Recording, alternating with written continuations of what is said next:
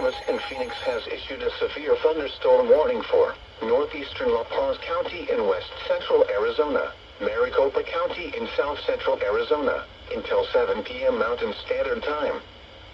At 6:35 p.m. Mountain Standard Time, a severe thunderstorm was located near Wendon, or 30 miles south of Alamo Lake, moving east at 5 miles per hour.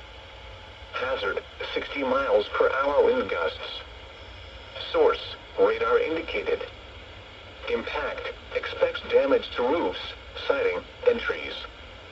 Locations impacted include Gladden and Wendon.